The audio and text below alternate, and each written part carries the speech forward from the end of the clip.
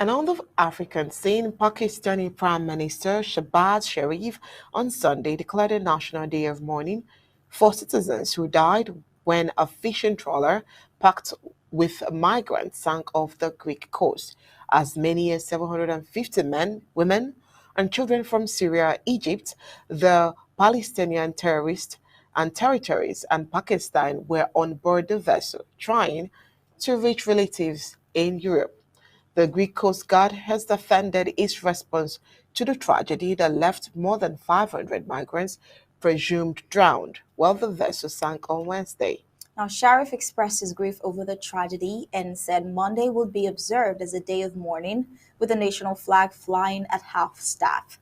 He previously said the Pakistan's embassy in Athens has identified 12 nationals who were rescued by the Coast Guard.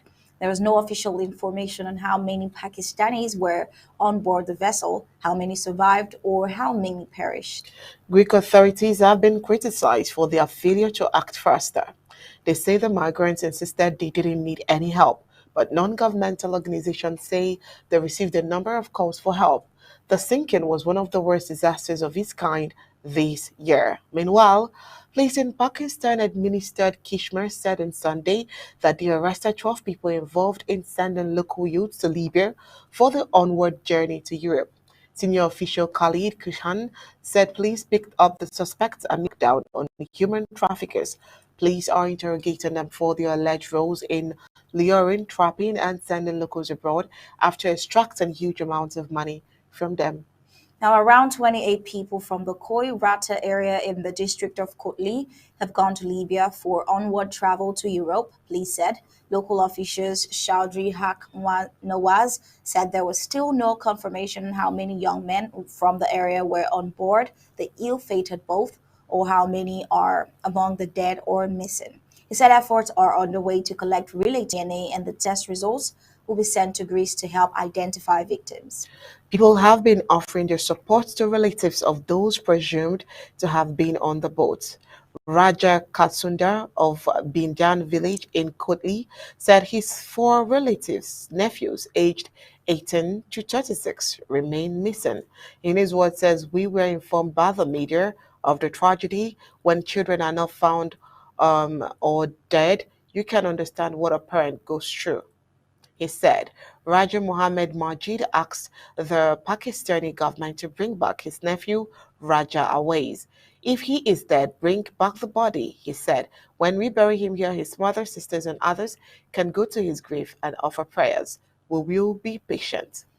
Now, this is yet another example of migration tragedy. Citizens from different countries fleeing for reasons mostly revolved around war end up in very terrible situations. This one, sadly, is the death of over 500 and more to be sure of. The sad event is definitely not the first. The influx of refugees from Africa, the southern Cameroons especially, die in the high sea in distant places. A recent example of this is that of Antigua, amongst a list of other places with migrants vulnerable and being left with no help or even hope of reaching where they journeyed for or even hope of survival. The peaceful global village has been more prone to being reactive instead of being proactive.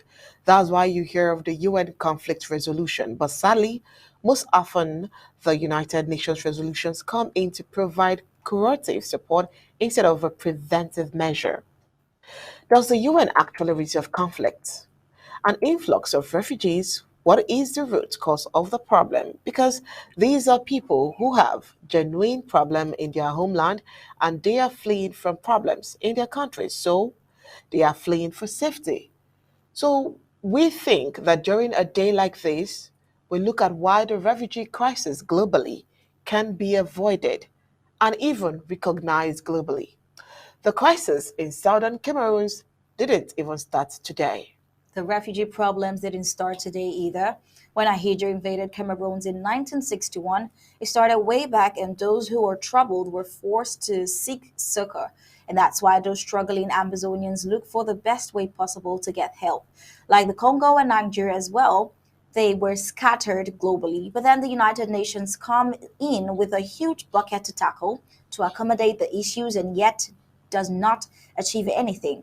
So it could be that the United Nations is making money in conflict and doesn't want the problems to end because that's when they come up with something or of relevance. How much money has been spent on resettlement? Look at the Central Republic. And funny enough, for very strategic reasons, it's an open secret that the UNSC is despising the conflict in Southern Cameroon because a major Security Council member, which could be France, has a major direct interest in Southern Cameroon. This is of interest to us because there is an imminent danger. The war in Southern Cameroon is focused on the west of the Mungo, and that is within the international boundaries of the Southern Cameroons. There are very high chances that it could escalate east of the Mongo, which is La Republique du Cameroon, and could affect the neighboring countries as well. Now, if the Southern Cameroons are taken for granted for too long, the crisis could increase.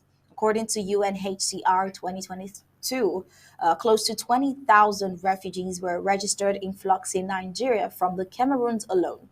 The UNHCR in Nigeria couldn't even register all the immigrants coming in.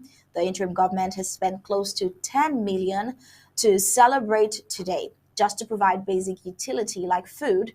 There are also the elderly ones that would be given cash prizes as well to be able to take care of their families as well. The interim government spent close to 10 million naira in Nigeria alone.